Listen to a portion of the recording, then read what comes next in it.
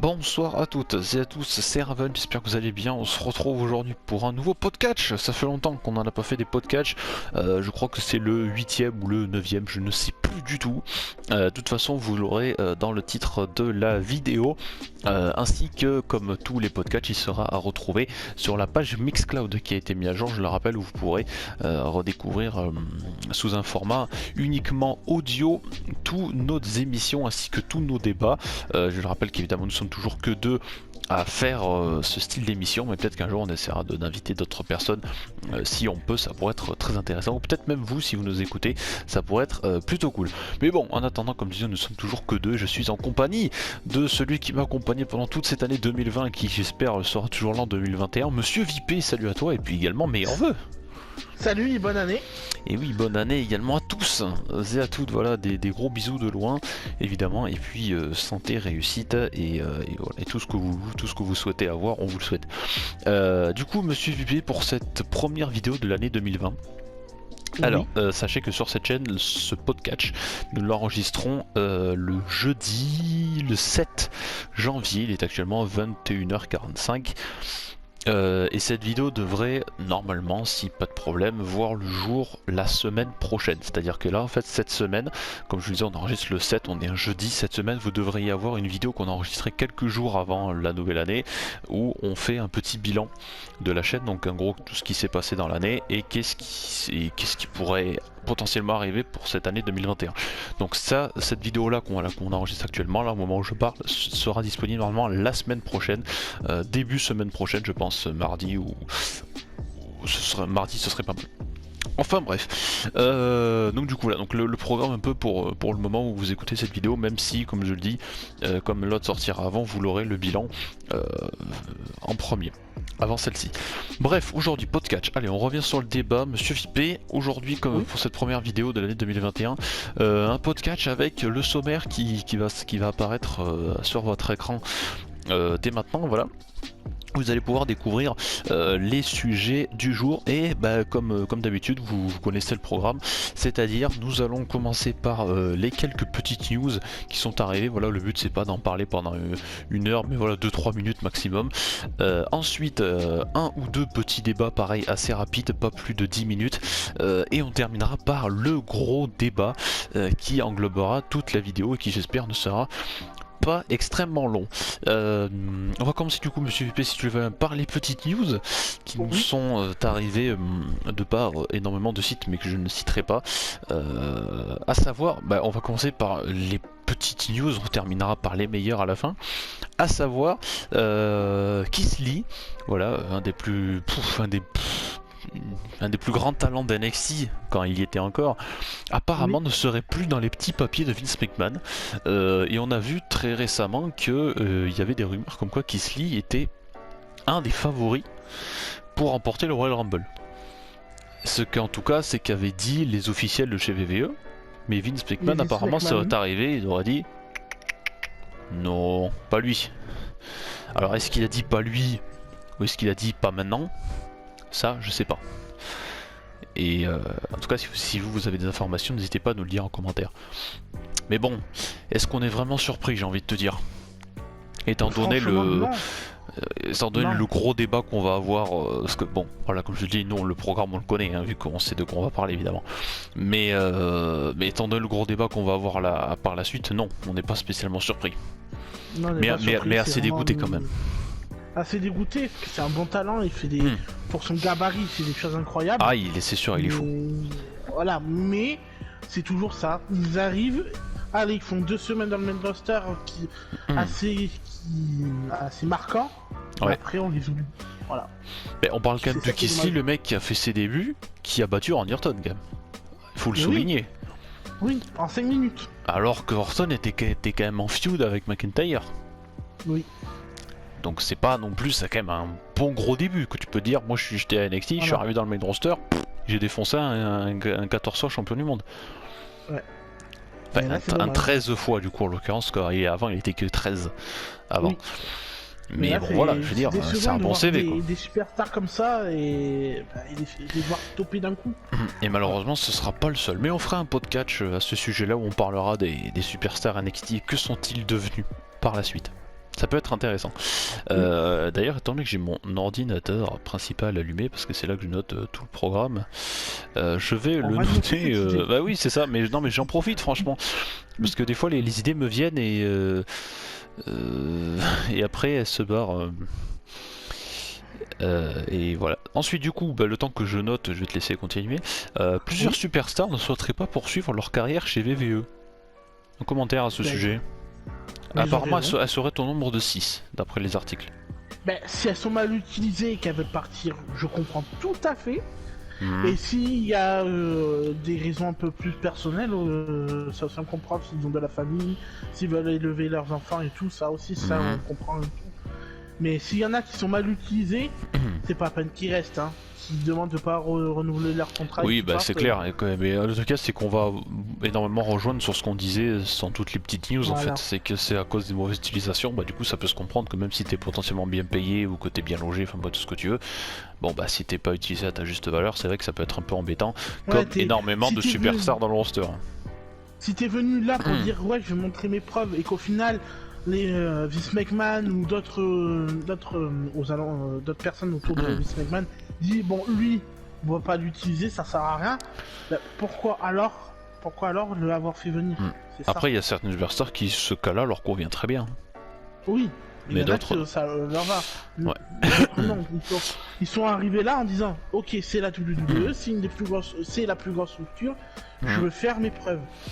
Et non, au final tu te fais couper par Vince McMahon. Non, on va pas l'utiliser. Mais eux, ils ont le. Moi, je suis d'accord avec eux. S'ils ont envie de partir, et puis ils partent. Ils arrêter leur contrat, ils arrêtent leur contrat. Ensuite, désolé de te couper, on essaie de faire vite, c'est censé être que des news.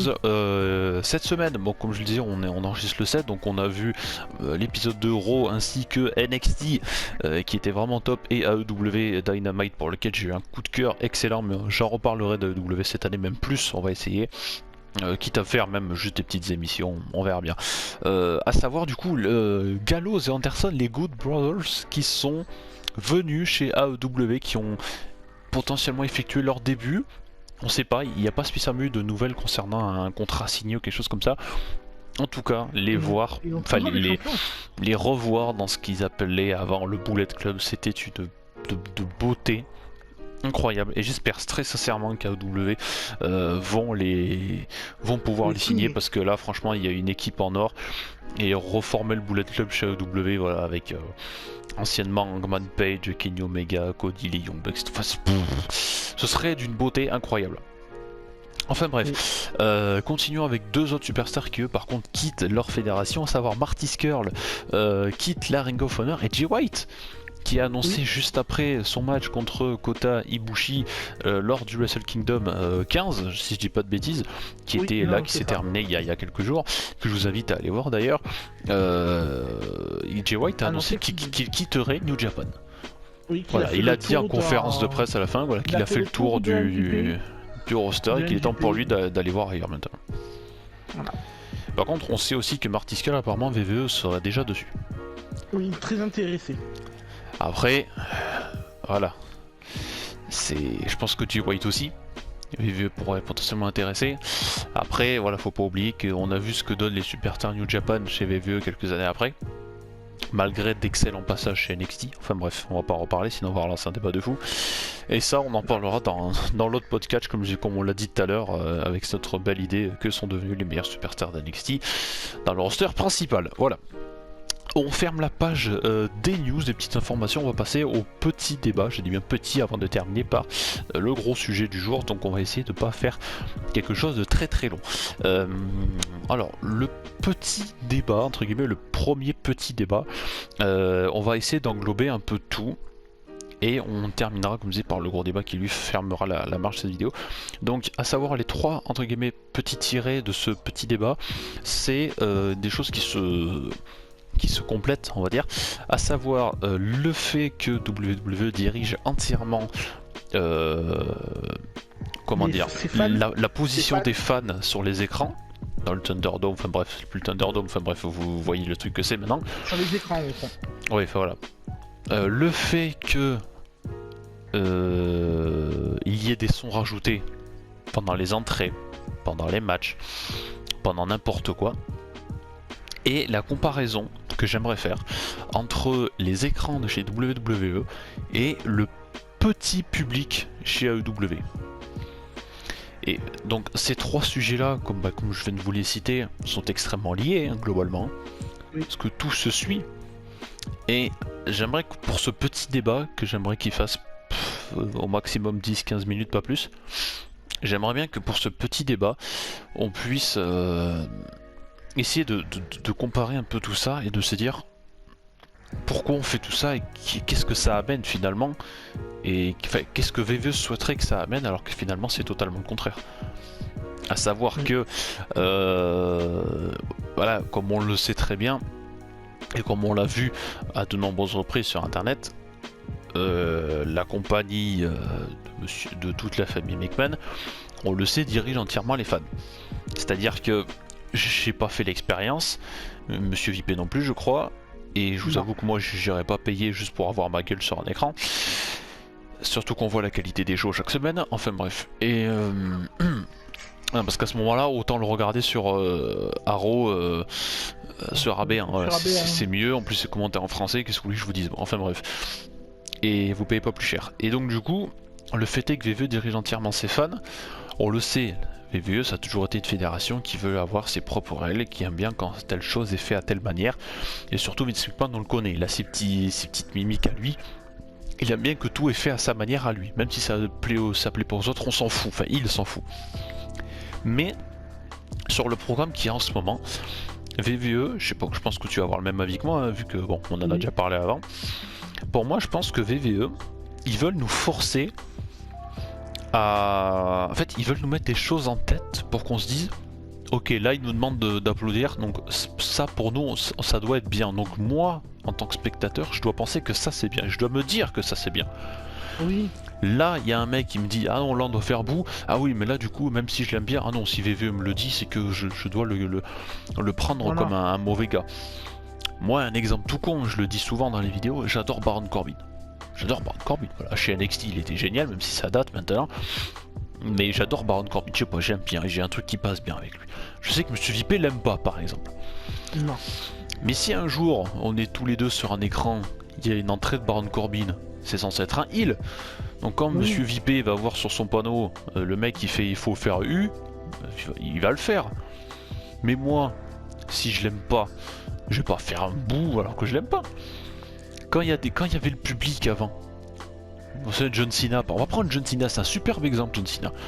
John Cena, il y a des gens qui chantent. Ben, tous les enfants chantent et tous les adultes l'aiment pas. Let's go Cena, Cena sucks. Let's go Cena, Cena sucks.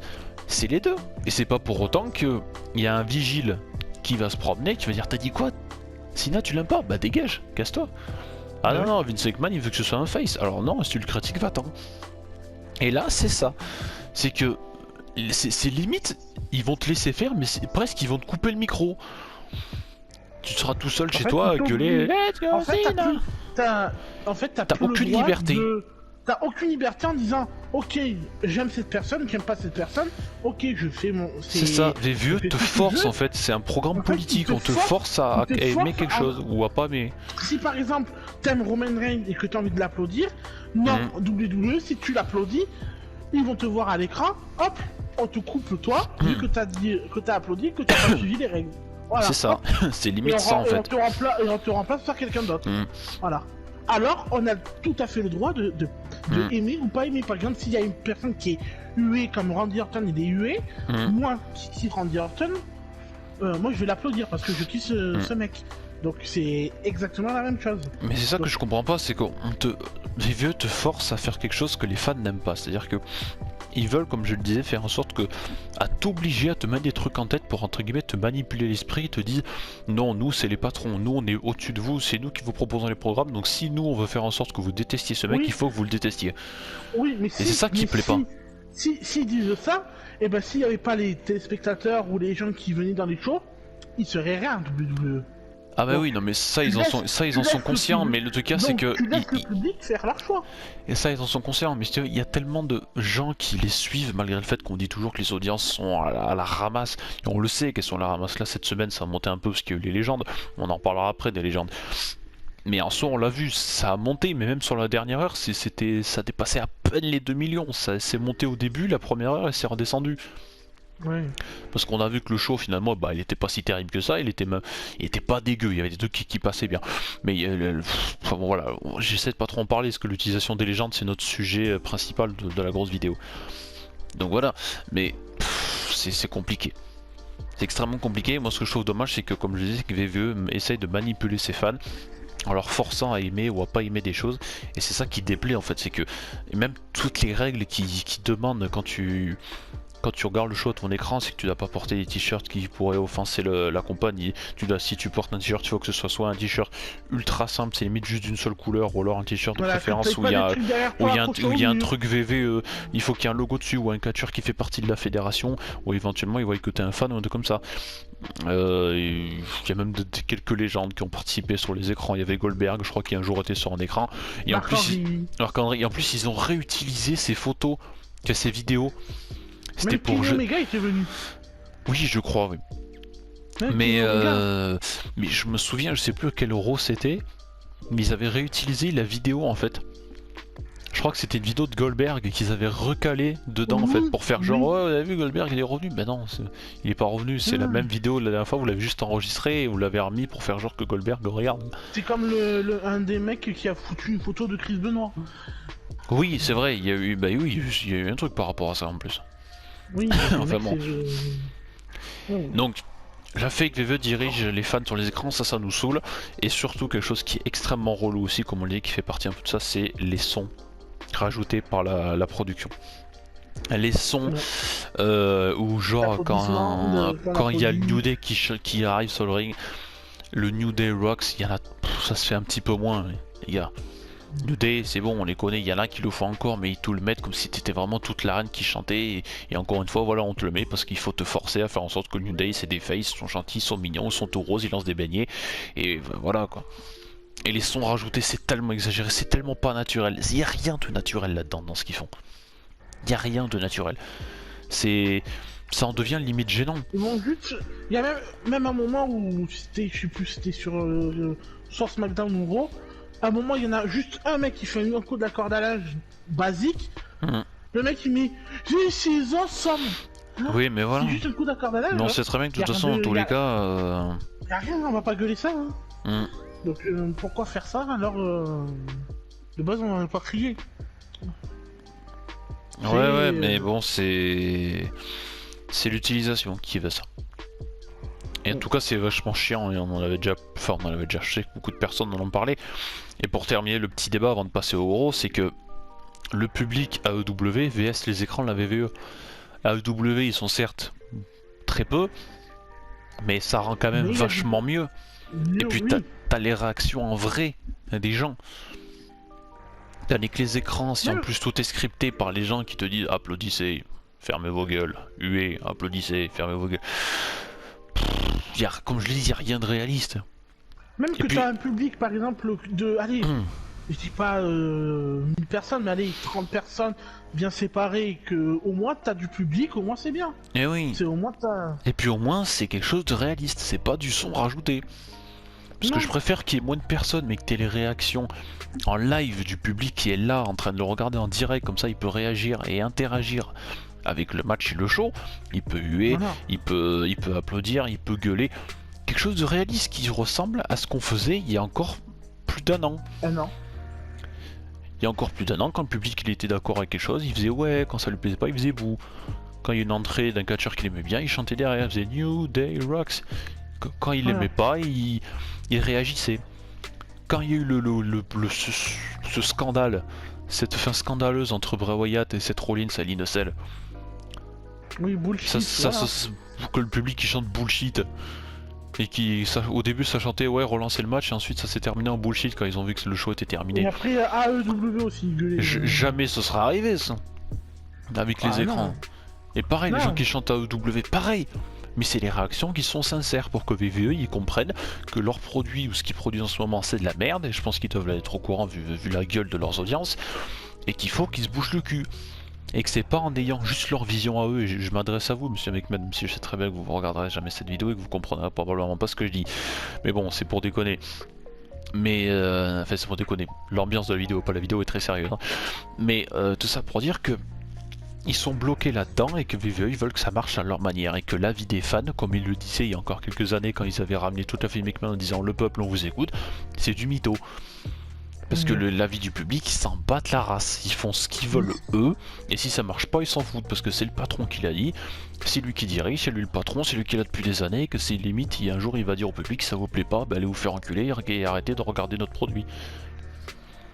Moi je le vois comme ça. En fait, Vince McMahon, il est calé un peu dans son ancien temps, un peu à son époque. C'est ça. Et il voit pas le potentiel des futurs superstars, alors... il est dans son temps, il est bloqué quand il a commencé le catch en fait. Il n'y a pas d'évolution. Il n'a pas d'évolution, il n'a pas voulu faire il comprend pas qu'il faut s'adapter maintenant et que c'est plus pareil. Ouais, faut s'adapter alors que NXT, même si c'est pas dans le sujet, NXT arrive à faire un peu ce truc avec Triple H. Parce que lui, oui, mais parce que c'est une autre vision. Voilà, c'est une autre vision. On a la vision un peu plus moderne de Triple H et la version plus ancienne de Vince McMahon. Alors que tous les fans de catch veulent du nouveau. Ok, on peut garder de l'ancien, un peu des trucs, mais renouveler quelque chose et pourquoi pas repartir sur une nouvelle base. Et là, pourquoi pas, ça pourrait plaire un peu plus de monde. Ben, c'est ce qu'avait comme projet Paul Heyman quand il était passé en exécutif. Voilà, il avait vu quelques superstars en potentiel, ils les avaient mis un peu plus en avant. Ouais, dont certains qu'on voit plus du tout. Coucou Alistair Black. Voilà, et Vince McMahon a dit non, moi je veux pas ça, donc toi on te licencie de ce poste, on va mettre quelqu'un d'autre, mais c'est moi qui vais diriger, donc c'est moi qui vais vous donner les ordres de ce qu'on va faire. Alors c'est pas du tout ça qu'il faut faire, c'est renouveler totalement la chose, et là voir qu'est-ce que ça va être. Là, ok, ça peut commencer très très mal, parce que ça va être du nouveau, tout le monde ne sera pas comment dire, tout le monde ne sera pas encore dedans dans le nouveau produit que nous va créer. Ça va prendre un peu de temps. Et après, si ça marche bien, là ça va décoller. Donc c'est ça qu'il faut dire. Mais sans parler que ça demande beaucoup de temps à décaler, tu peux même lancer une petite storyline entre eux, tu leur mets un premier match si le match est bon. On leur demande pas de faire un main event de WrestleMania, mais si le match est bon, ça peut lancer parfaitement. Et tu dis putain, ce match était bien, il sera à fond la semaine prochaine, une storyline encore mieux. Ah ouais, moi le premier. Voilà, mais Vince McMahon est calé dans son ancien temps. Il est toujours dans le passé, pas dans le futur. Enfin bon, ça c'est encore un autre débat. Mais... Enfin voilà, en tout cas pour ce que je disais, et en tout cas je pense qu'on est tous d'accord pour dire que le fait que VVE nous dirige entièrement, ça nous casse les couilles, que le son s'ajoute en arrière-plan, ça nous casse les couilles, et que les écrans VVE comparés au petit public AEW, il n'y a pas photo, AEW l'emporte largement. Bref, on va passer au gros débat, c'est le sujet principal de ce podcast, à savoir, même si je dis plus principal, on a quand même beaucoup parlé pour ce petit débat, mais là on va clore la vidéo là-dessus, ce sera le gros débat, à savoir l'utilisation des légendes chez WWE. On va donc revenir sur l'épisode du Raw de cette semaine, à savoir le Raw Legend Night, enfin, je sais plus comment ça s'appelle, qui a eu cette semaine, donc c'était donc le premier Raw de cette année. Et on reviendra également pendant ce débat sur l'intervention de Monsieur Mustafa Ali, enfin de Ali du coup, PDG de Rétrébouchon, qui est intervenu pendant l'émission du Raw Talk, voilà, qui est la petite émission débat après le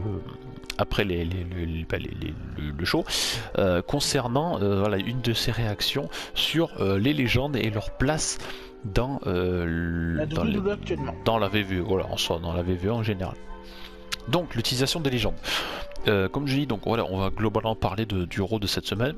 À savoir qu'on va pas en faire une review totale parce qu'on va juste revenir sur certains points, parce que voilà, on n'est pas là pour tout faire. Un débat, je pense que si vous voulez avoir des informations et des reviews sur ce show, il y a des personnes qui le font bien mieux que nous. Voilà, notamment une personne en particulier qu'on ne citera pas, mais qu'on a déjà beaucoup cité sur cette chaîne. Donc l'utilisation des légendes. On l'a vu, les légendes prennent une place énorme dans la compagnie.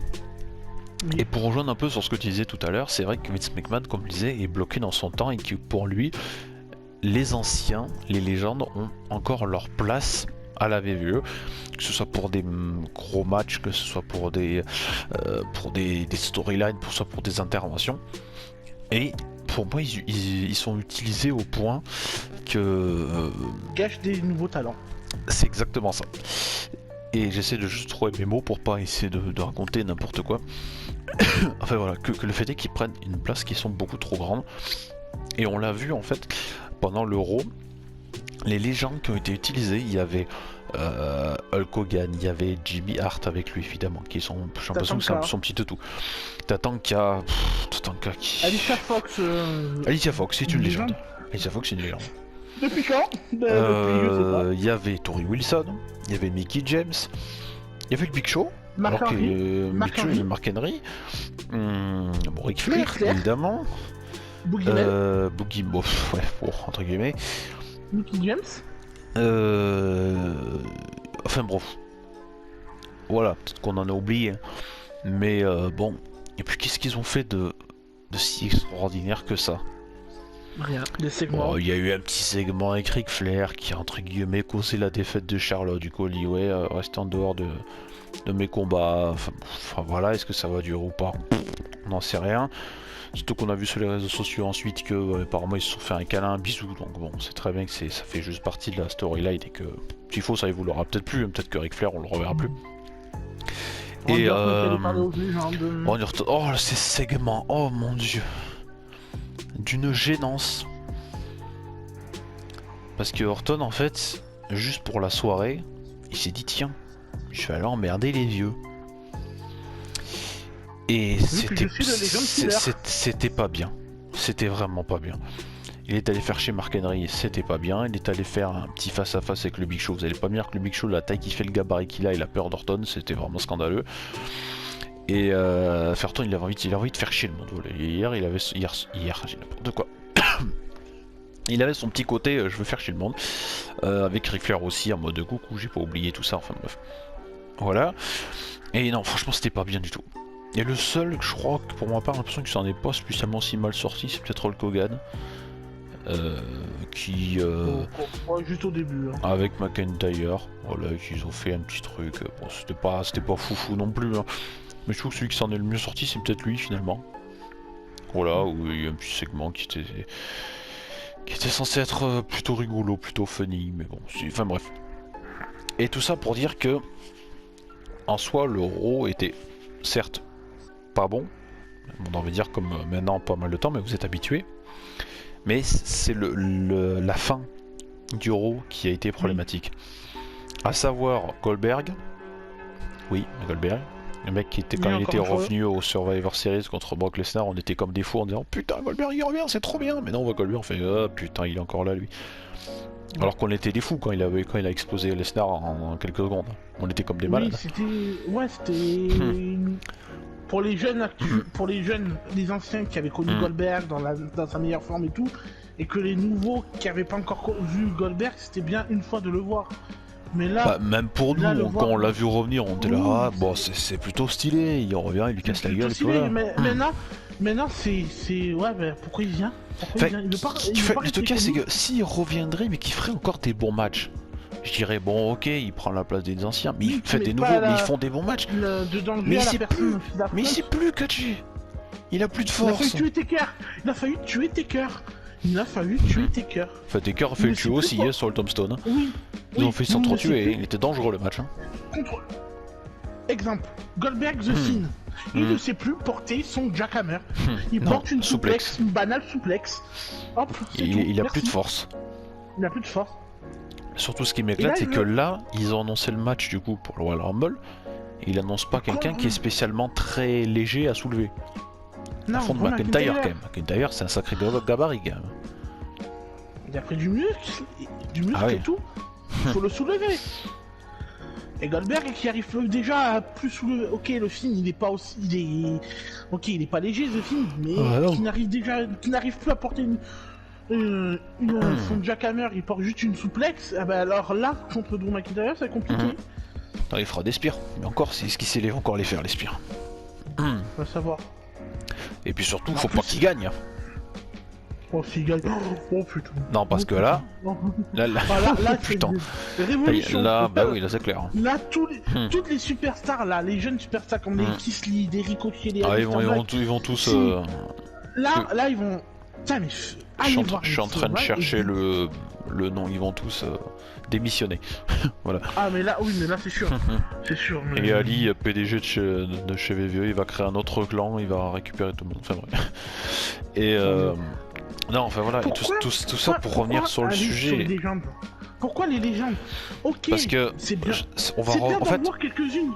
Je vais un peu étroitement relier la vidéo de Dr Wrestling qui avait fait justement une vidéo où il avait parlé de l'utilisation des légendes. Et ce qu'il faut savoir, c'est que je vous invite à aller voir cette vidéo qui est vraiment superbe, qui est très bien écrite, qui est très bien expliquée. J'aime beaucoup Dr Wrestling, où justement il disait pourquoi Vince McMahon rappelle les anciens. Et bien tout simplement parce que, comme le disait Monsieur VP tout à l'heure, c'est que Vince McMahon n'a pas évolué et que dans sa mentalité à lui, les anciens font de l'audience parce que c'est des grandes superstars, parce que les gens ne voyaient qu'à travers qu'eux il y a plusieurs années de ça, et que la jeunesse, pour lui, c'est pas quelque chose qui se construit facilement et que les gens ils auront pas de patience et qui veulent directement du spectacle, tout ça. Donc quand tu ramènes les anciens, tu te dis c'est des valeurs sûres. Parce que ces anciens, tout le monde les connaît, parce qu'ils savent de quoi ils sont capables, parce qu'ils amènent surtout de l'audience. Et oui, c'est ça qui manque chez VV en ce moment, mis à part un programme de qualité. De l'audience. Mais McMahon il le sait que en ramenant les anciens, ça fonctionne. La preuve, il sort passé au-dessus des 2 millions. Même si ça a baissé sur la dernière heure. Oui, mais c'est pas que ça, il va pas les amener tous les soirs. Mais non, c'est comme il expliquait dans la vidéo, comme je le disais, c'est que ça marche sur du court terme. Voilà, parce que si, par exemple, s'il veut, ok, ça fait plaisir de voir quelques légendes revenir, les voir. S'il va faire juste un passage ou être, par exemple, comme AEW, qui a Arn Anderson, Sting, du coup, Sting, manager et tout, ok, oui. ça passe. Mais là, faire juste 1 euro avec toutes les légendes, refaire venir une légende pour catcher pour le championnat majeur de la fédération. Ouais. Alors que derrière ça, il y a des jeunes qui s'acharnent à travailler pour au moins dire ok, regardez, je peux faire mes preuves, aller chercher le champion ou faire mes preuves à faire des bons matchs. Non, on les coupe parce qu'il y a des légendes que Vince McMahon, lui, il voit dans son passé des années 80, 70, 60, à faire revenir des légendes qui sont âgées, qui n'arrivent plus à catcher, qui peuvent se blesser, se tuer sur le ring. Alors que derrière ça, il y a des jeunes qui sont derrière en dire putain, mais moi je suis là, je suis en train de bosser, j'ai fait ça toute ma vie, j'ai voulu faire ça toute ma vie pour juste une fois affronter le champion. Non, tu te fais couper par une légende qui a 70 ans. Non, je suis là, je suis une légende, je fais ramener un peu du monde sur la télé, hop, mais au final que Vince McMahon, lui, il sait pas que dans des années, il va plus pouvoir les appeler. Elles vont être en fauteuil roulant. C'est pas la peine qu'ils les appellent. Oh, j'ai besoin de toi. Oui, mais je suis en fauteuil roulant. Mais c'est pas grave. On va te faire venir. C'est pas grave, je te paye. Voilà. Alors que derrière ça, si Vince McMahon partait, qu'on mettrait quelqu'un d'autre à sa place, là, il y aurait eu de l'évolution. Et pas ramener. Ok, faites revenir quelques gens pour soit manager, pour donner un peu plus donner un peu plus d'impact à la jeune génération, à donner quelques conseils, ça pourquoi pas, mais juste faire revenir des légendes pour un match et pour faire monter de l'audience, ça sert à rien. Pour moi, ça ne sert à rien. Ouais, mais c'est le souci. C'est ça, c'est que comme tu le disais, il n'y a pas d'évolution et que étant bloqué dans entre guillemets dans tout ça, c'est que voilà, on voit pas le potentiel des nouveaux qui se démontent pour faire tout ça, et que du coup, en restant sur ses bases à lui, qui malheureusement ce sont des bases comme tu dis qui sont basées du coup, pour rester sur le même mot, sur du court terme, ça peut peut-être sauver essentiellement pendant, comme je viens de le dire, sur un court terme. À savoir que Goldberg, c'est pas spécialement que nous qui en disons de la merde. C'est pas juste Raven Eric, c'est son pote Monster Viper, non, Viper Omega, qui maintenant, D'ailleurs, petit instant promo, Viper Omega 12 sur Twitter pour aller le follow. Mais je sais plus ce que je disais, voilà, je suis changé de sujet. À savoir que voilà, comme je dis, c'est basé sur du court terme et que c'est pas juste Raven et Tonton Viper qui râlent parce que on n'a plus envie de le voir. Vous allez sur tous les réseaux sociaux, vous marquez hashtag Goldberg ou même sur l'actualité de la VVE, sur le fait qu'il est devenu challenger parce que c'est un ancien et que voilà, tout le monde rage. C'est pas juste nous deux. C'est peut-être qu'il y en a qui sont contents de le revoir. Mais à ce moment-là, tant mieux pour vous. D'ailleurs, dites-nous en commentaire ce que vous en pensez de tout ça.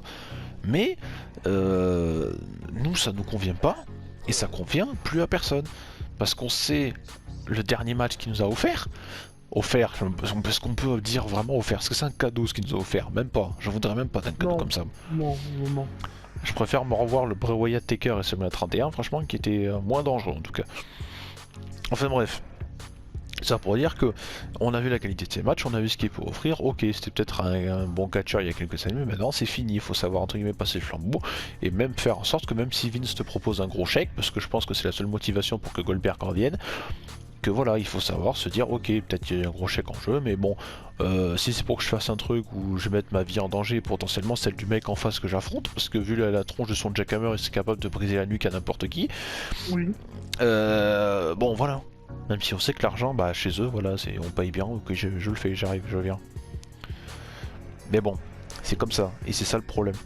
C'est que les légendes maintenant, chez Vince McMahon, c'est primordial, il en faut, et c'est par rapport à ça que du coup je vais rebondir sur la deuxième chose, à savoir l'intervention de Ali pendant le Raw Talk, où il disait très clairement que voilà, que c'est pas normal que autant de superstars prennent la place des jeunes. Qu'eux ont la patience, ont le physique, ont le cardio, ont la volonté de vouloir se mettre en avant et ont surtout les capacités. Parce que je veux bien comprendre qu'il y a des jeunes qui sont bien mais qui ont peut-être pas le niveau pour devenir champion, tout comme ça. Mais vous allez pas me dire que Ricochet, Aleister Black, Keith Lee, tous ces gars-là, j'en ai oublié un stock, je sais, mais il y en a plein, ont pas un potentiel pour être peut-être pas tous des champions du monde, mais des bons champions intercontinentaux, des champions des États-Unis, ou des trucs qui tiennent la route. Un exemple tout con, regardez Lince Dorado grade métallique. Bon, grade métallique, cette semaine, il était challenger au titre de Santos Escobar, à savoir le titre NXT Cruiserweight. Oui. Le match était pas dégueu, d'après ce que j'ai cru en comprendre, et même tout le show NXT était loin d'être dégueu, il était même plutôt bien. Mais ces catcheurs-là, dans le roster principal, enfin, en tout cas, dans le tournoi Cruiserweight à leur début, ils ont fait des trucs de fou, des matchs incroyables. Dans le roster principal, ils ont fait la OJS Party. Ils ont jamais été champions par équipe, je crois. Non, jamais. Le seul qui s'est débrouillé un peu en solo, c'est Kalisto, qui avait battu Ryback à WrestleMania 32. Pour le titre des États-Unis d'ailleurs, je crois que c'était. Ouais. Enfin bon, voilà, Ryback, puis à ton âme. Quand on voit la tronche des deux gabarits. Et finalement, ils sont retournés à NXT. C'était quand il y a une ou 2 semaines, je crois. Ouais. Et ils ont fait un match pas trop dégueu en équipe. Comme quoi ça prouve que l'utilisation des superstars, ça change énormément.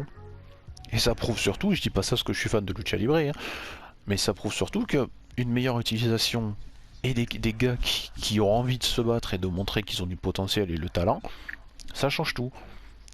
Quand on voit la carrière de Ricochet hors VVE, ça fait peur la différence. Franchement, ça fait peur, parce que Ricochet, il a eu des bons matchs, attention, je critique pas chez NXT, même dans le main roster. Vous voulez que je vous en cite un? Oui. Ok, pas de souci. Ricochet, Jay Styles. Ricochet, c'est le seul mec qui arrive à sur la troisième corde, même pas c'est même pas sur le coin, qui arrive à se projeter à une seule jambe et à faire un saut sur Jay Styles. Oui. Donc voilà. Mais l'utilisation est pas bonne et on préfère mettre des anciens parce que certes ils ont peut-être vieux, mais ça ramène de l'audience et puis ensuite avec les anciens ça fonctionne. Alors que comme on le disait, d'énormes superstars, même si on en reparlera dans un autre podcast sur l'utilisation les différentes utilisations des superstars NXT à maintenant et d'ailleurs que sont-elles devenues. Le fait est que voilà que toutes ces superstars qui en veulent et qui ont un potentiel énorme. Et même pas spécialement des gens qui viennent. Enfin, si, parce que la personne que j'avais en tête a fait aussi un passage chez NXT. Mais même des gens qui sont là depuis très très longtemps, qui méritent. Cesaro. Oui. Tout le monde le dit que Cesaro, il a le calibre d'un champion. C'est une bête, Cesaro, dans le ring. Alors oui, il est peut-être pas, quand on le voit comme ça, il est peut-être pas aussi baraqué qu'un Lesnar ou qu'un ce que vous voulez, mais Cesaro, il est d'une puissance. Ce mec est un monstre. Et c'est pas pour rien qu'on dit c'est le Superman suisse. Ce mec, c'est Superman, il a une force de fou. Il est incroyable, il est athlétique, il a du cardio, il a de la force, il a de la rapidité. Ce mec est Superman. Et il a tout ce qu'il faut pour devenir champion. Et il a tout ce qu'il faut pour être un excellent face comme un excellent heel, Cesaro. Mais, on en revient au même principe. On s'en fout, on n'a pas envie d'essayer quelque chose, et à la place on met des anciens. Voilà. Et ça va reboucler pour n'importe qui. Et d'autres personnes qu'on voit plus. Aleister Black, il est où Aleister Black? Incroyable à NXT, notamment son match contre Andrade. NXT New York, je crois que c'était. Ou Brooklyn, je sais plus. Andrade, est-ce qu'il joue Andrade? Il est passé pour un guignol avec Angel Garza. Oui, Angel Garza, oui c'est ça. Mais ils sont passés pour des guignols. Humberto Carrillo. Et Zelina Vega, elle est où? Elle est partie. Alors qu'elle était super bien qu'Andrade. Elle est partie. Humberto Carrillo, ouais bon. Ouais, oui et non. Mais toutes ces superstars. Bah voilà. On voit ce que ça donne. De la daube.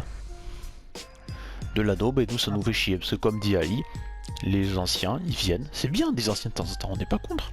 Comme le disait Vipé. Ils sont bien, Anderson, Sting et tout ça. Taz et tout, chez AEW. Mais pourquoi ils sont bien? Parce que leur utilisation elle est bonne.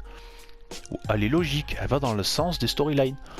Un peu comme Manager pour donner un peu plus. C'est ça, la Team Taz, moi j'ai l'air totalement. Avec Brian Cage et tout, moi je trouve ça stylé. Sting qui revient, qui va faire un peu entre guillemets ce que j'aimerais beaucoup voir, office un peu de supérieur, de superviseur pour Darby Allin. Y a pas de souci, les deux je les kiffe. Arn Anderson avec Cody, bon j'avoue Cody il en fait des caisses des fois, c'est vrai que c'est un peu relou. Mais il est sport moi.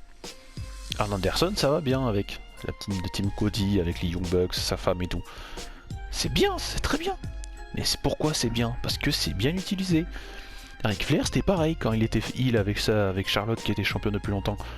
Oui c'était chiant quand il intervenait, mais c'était bien foutu. C'était fait pour faire en sorte que Charlotte garde toujours son titre et que ça fasse avancer les storylines. À faire en sorte que plein de personnes voulaient être championnes mais ils n'arrivaient pas parce qu'il y avait une intervention de Ric Flair. Et là c'était bien utilisé. Là non, t'es un ancien, tu consacres du temps et en plus tu prends la place des gens qui potentiellement mériteraient leur place pour devenir champion. Et qui travaillent beaucoup plus que toi. C'est ça. Fait qu'ils travaillent plus que toi, en même temps ils sont à la retraite. Mais bon, sans parler de ça, t'as fait ton temps. Alors on sait très bien qu'il y a des gens qui méritent mais que contre McIntyre on peut pas spécialement leur donner une victoire. Mais moi je vous garantis que vous nous mettez une affiche McIntyre à Aleister Black, je signe moi personnellement, ça me va très bien. Ah bah oui. Et il y en a plein d'autres quand c'est comme ça. Regardez Robert Roods, Bobby Roods avant, chez NXT. Incroyable, les entrées qu'il faisait, je me souviens. Avec la scène qui montait là. Oui. C'était comme lui, c'était glorieux tout ça, c'était incroyable. Mais non. Cesaro Roman Reigns. Ben oui, par exemple. Deux monstres, deux puissances.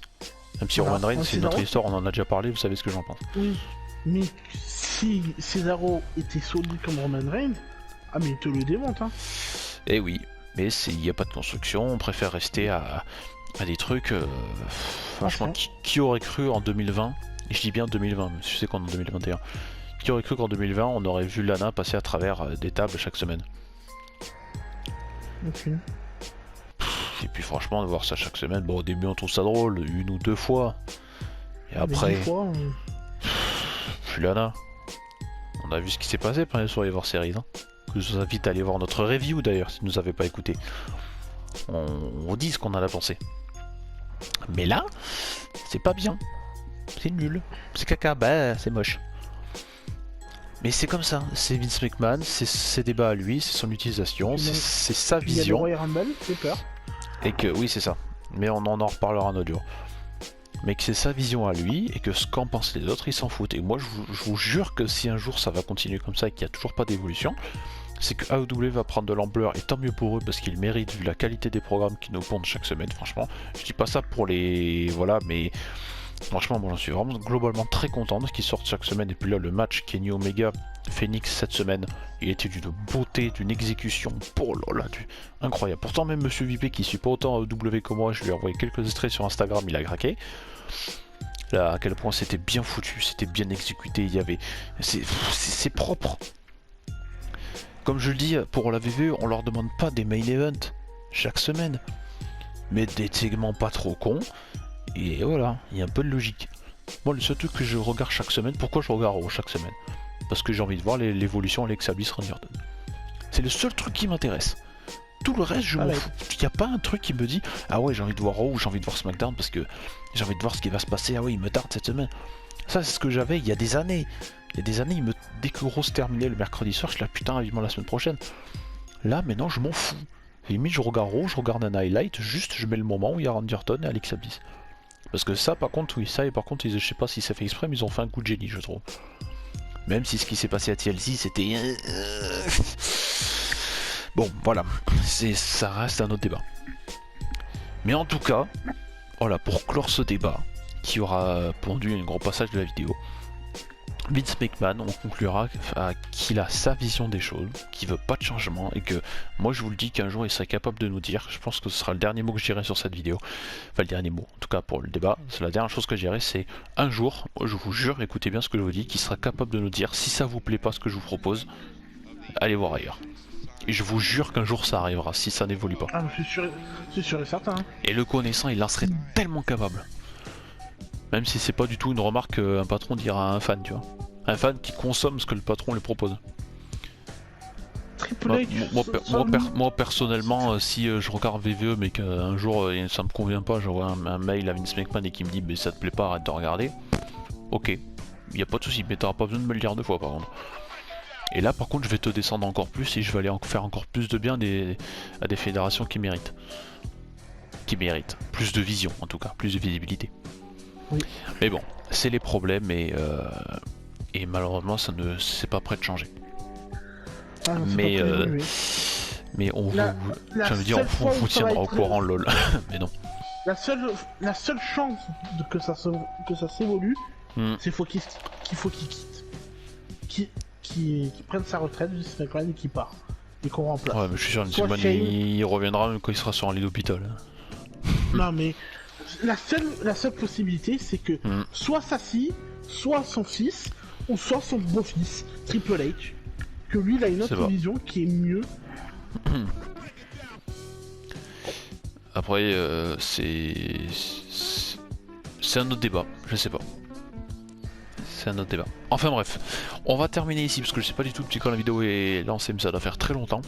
Donc voilà, donc merci à tous d'avoir écouté pour ce nouveau podcast.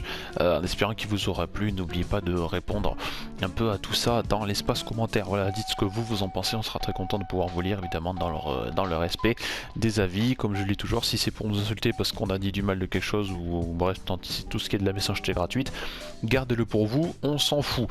Voilà, mais sinon tout le reste c'est le bienvenu. Voilà, donc n'hésitez pas à liker, vous abonner, partager évidemment, ça vous connaissez la chanson. Et puis comme je le répète, pour les podcasts, cette émission sera à retrouver en version audio sur la page Mixcloud dont le lien sera en description. Voilà, merci Monsieur VP comme d'habitude et puis on se retrouve très bientôt pour un nouveau podcast. Et croyez-moi, vu l'actualité du catch en ce moment, on n'est pas prêt de s'arrêter. Voilà, des bisous à tous et puis une nouvelle fois meilleurs vœux à tout le monde et à la prochaine. Salut. Salut.